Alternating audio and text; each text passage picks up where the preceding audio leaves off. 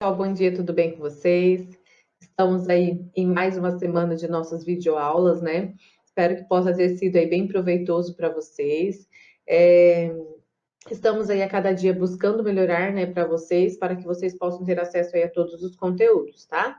Então, mais uma vez, sejam bem-vindos a mais uma semana e vamos dar início então às nossas aulas, né? Professora Rafaele, Geografia, sétimos anos A, B, C e D, ok?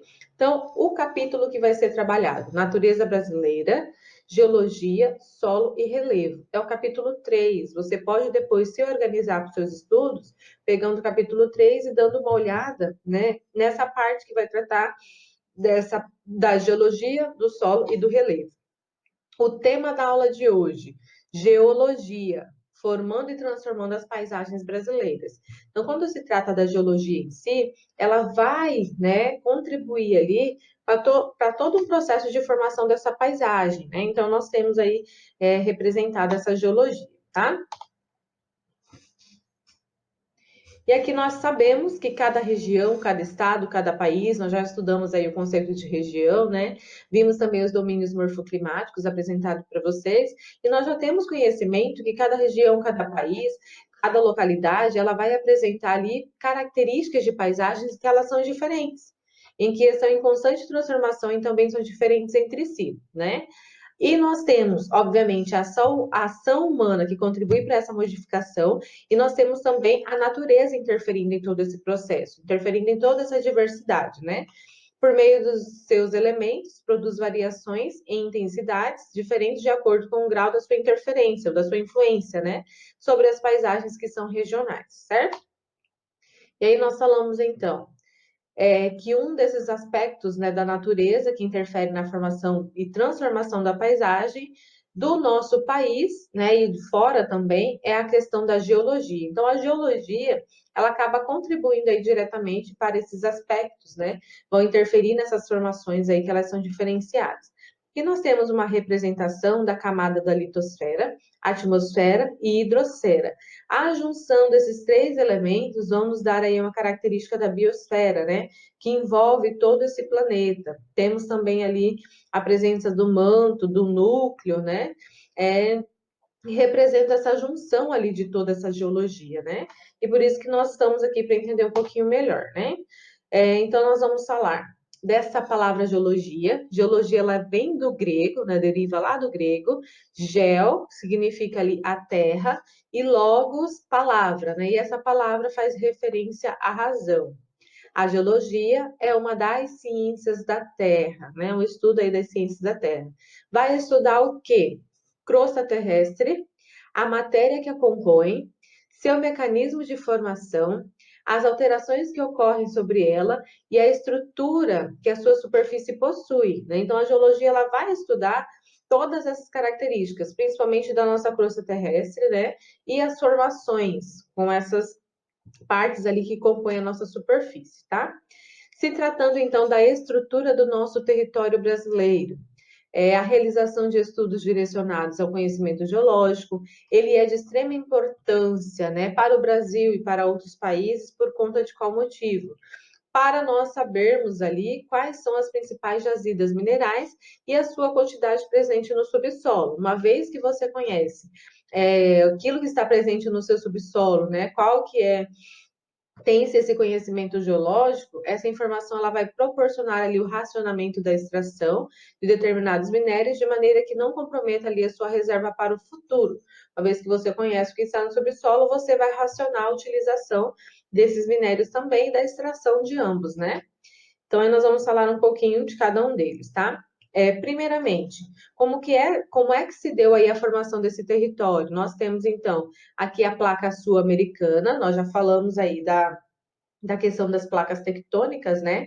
As placas tectônicas, elas vão surgir lá no período da Pangeia, que é considerado que o nosso planeta, ele tinha essa característica das placas todas juntas, né?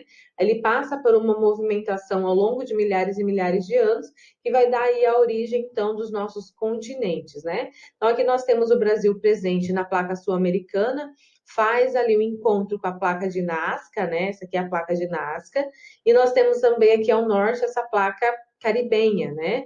Ou a placa do Caribe, presente aqui na junção, bem nessa localidade que vai dar aí esse conjunto da nossa placa sul-americana, né? Então, quando essa movimentação ocorre, ela vai deixar uma característica aqui para nós, né? Aqui no Brasil. E nós vamos falar um pouquinho mais. Então, aqui, por exemplo, nós temos essa placa de Nazca, como vocês podem observar aí na imagem. Nós temos a placa sul-americana, né, que já foi apresentada para vocês também. E aqui a formação da Cordilheira dos Andes. Então, quando essas placas, elas se encontram, nós falamos que está acontecendo um movimento convergente. Elas se convergem, elas se encontram, né? Elas se encontrando, vai formar essa cadeia de montanhas, né? Que está presente aqui nessa Cordilheira dos Andes aqui. Então, no momento que essas placas se convergem, elas vão dar origem ali a essa Cordilheira dos Andes, né? Que nós vamos ver a classificação dela um pouco mais para frente.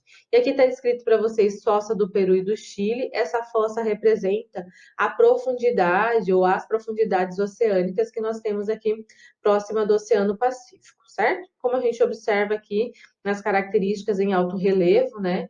Aqui do nosso globo.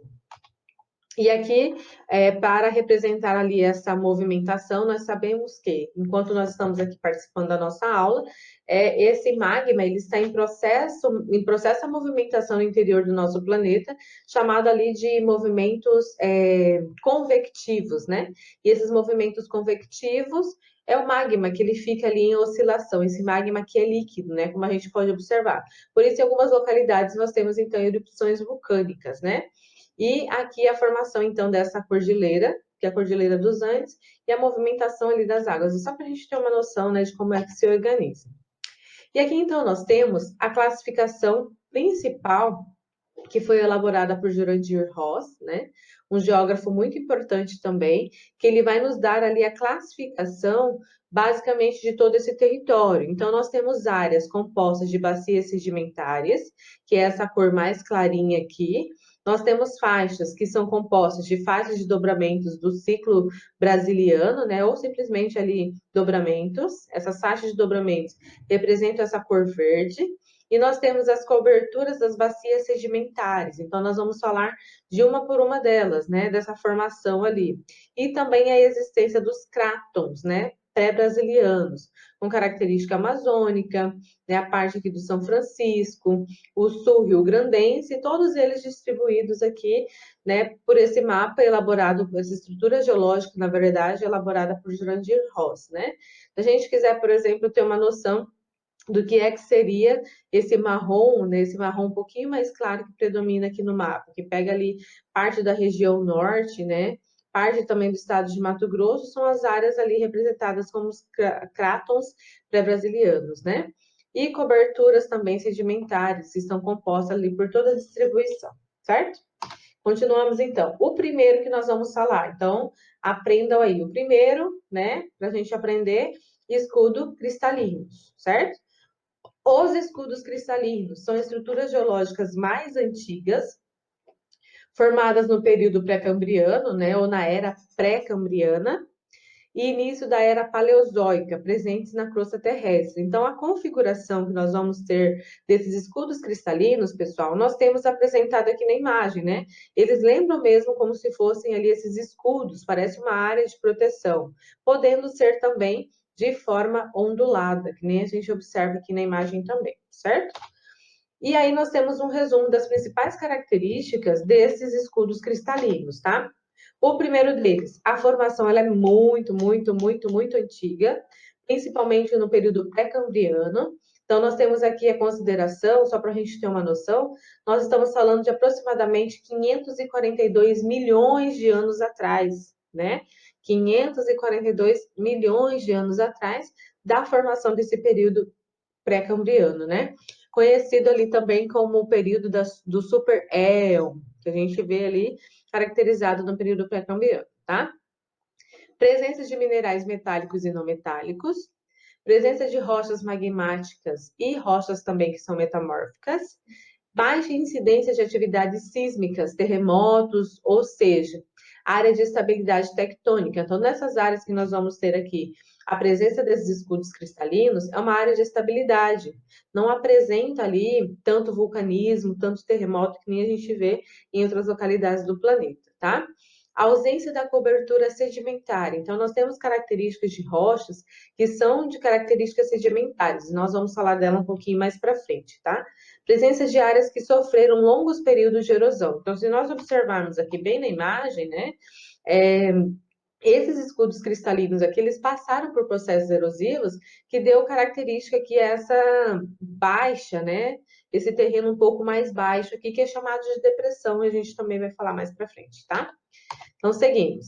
São áreas com grande presença de minerais, como já foi falado, principalmente minerais metálicos. Então, são áreas que nós vamos encontrar minério de ferro, estanho, manganês, bauxita, cobre e ouro, né? Então, nessas localidades ali é muito presente esse tipo de característica de minérios, tá? Minerais, no caso. Este fato faz do Brasil um dos principais produtores e exportadores de minerais metálicos do mundo. Temos um território muito vasto, nós vimos ali o tamanho do território brasileiro quando se trata da distribuição, né, de todas essas três características geológicas e faz com que o Brasil esteja à frente ali em todas essas produções, né, como exportadores, ok? Então, falamos do primeiro. Qual que é o primeiro mesmo? Vamos lembrar lá? Escudos cristalinos. Esse é o primeiro. E nós vamos falar agora do segundo. O segundo são as bacias sedimentares. Uma atenção para a abertura aí, né? Para a gente olhar aqui essas fotografias no caso. Então, nessas fotografias, observem a deposição dessas rochas. Professor, o que é uma deposição? É como elas estão colocadas, né? Basicamente ali, uma em cima da outra. Parece que veio alguém, né? E foi montando ali essas rochas assim, e elas foram sendo depositadas ao longo dos processos aí de milhões e milhões e milhões de anos, tá? Por isso que nós falamos que elas são bacias sedimentares.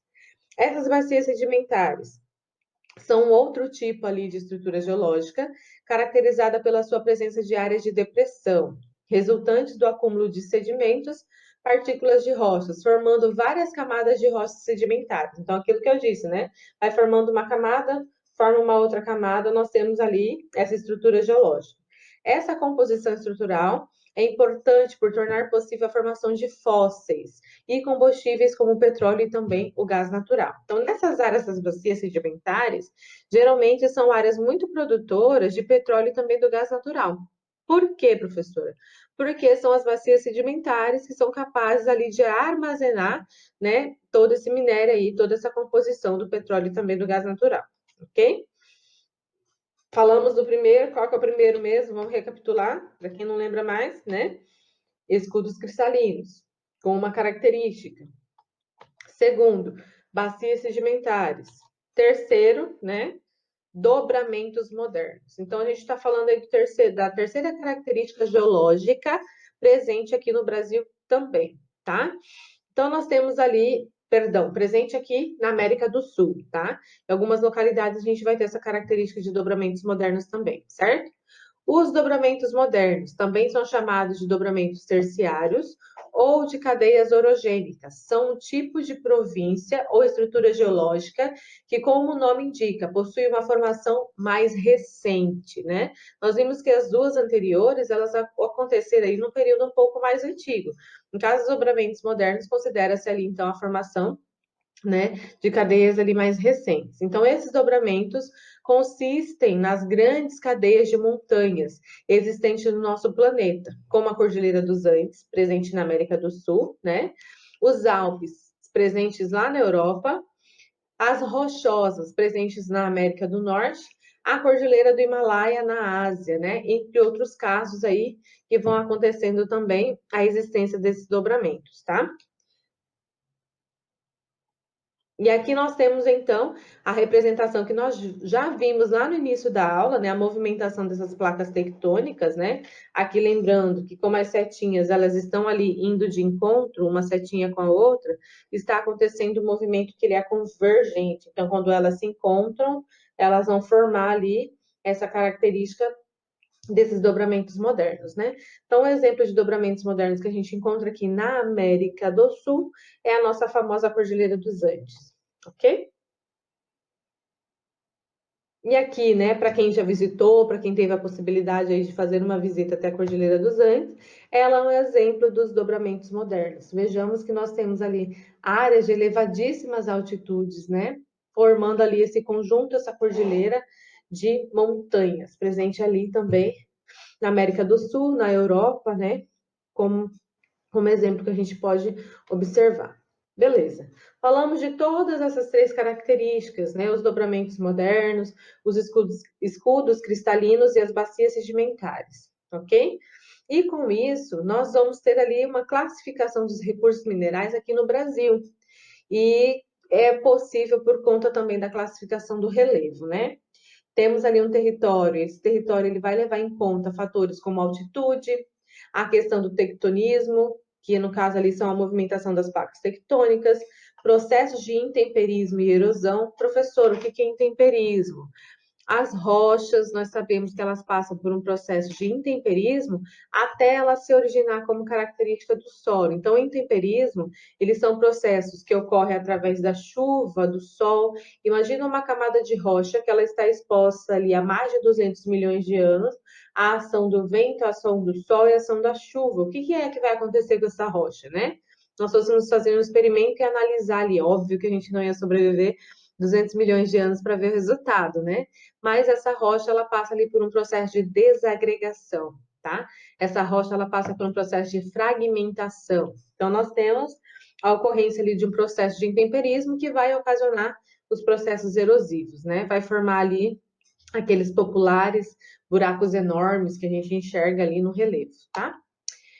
E nós temos, então, as principais jazidas minerais aqui no Brasil. Nós já temos aí a produção de carvão mineral, alumínio, ferro, estanho, cobre, chumbo, manganês, o ouro, petróleo, gás natural, sal marinho, diamante, calcário, flúor, potássio e o fósforo também, todos distribuídos aqui por todo o nosso território. Então, vamos imaginar, por exemplo, que nós temos aqui a produção, né, e a extração de petróleo.